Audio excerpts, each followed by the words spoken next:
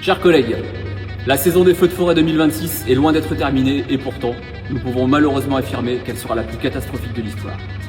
Des centaines de milliers d'hectares de forêt brûlés, plus de 200 habitations détruites, des milliers de personnes évacuées, et au-delà des centaines de pompiers blessés et ou intoxiqués, la chose la plus tragique, 4 sapeurs-pompiers sont décédés lors de ces interventions.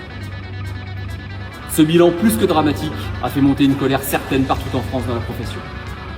Manque de moyens humains, manque de moyens matériels, pompiers bloqués par leurs SDIS pour aller prêter main forte dans le sud. Aucune leçon n'a été tirée des années passées et à l'heure actuelle, aucune annonce. Ni pour le mois d'août, ni pour la fin 2026, ni pour le futur. Ainsi, pour camoufler le manque de moyens chez les sapeurs-pompiers, l'État bricole en envoyant ses militaires. Il déguise même un avion de l'armée de l'air en expliquant qu'il a une capacité supérieure à celle de nos Canadiens. Les sapeurs-pompiers en ont marre. Ils sont à bout de souffle. Et notre modèle de sécurité civile est, depuis des années, devenu obsolète.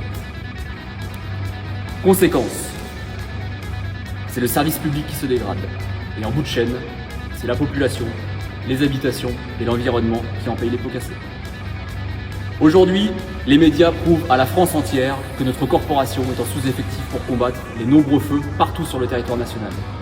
Mais c'est bien toute l'année que les centres de secours sont souvent démunis. Chers collègues, il est temps de se mobiliser pour une manifestation nationale pour faire entendre le ras-le-bol des agents des services d'incendie et de secours. Ainsi, le 29 septembre prochain, au-delà des filières, au-delà des grades, au-delà des syndicats, il sera essentiel que le plus grand nombre se mobilise sur la capitale.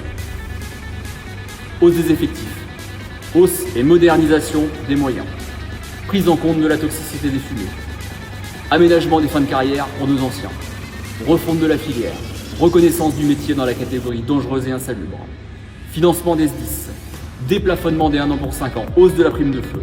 Toutes ces revendications doivent nous faire réagir. Ainsi, si nous voulons que les choses bougent, il va falloir qu'on nous entende. Rendez-vous donc le 29 septembre dans les rues de Paris.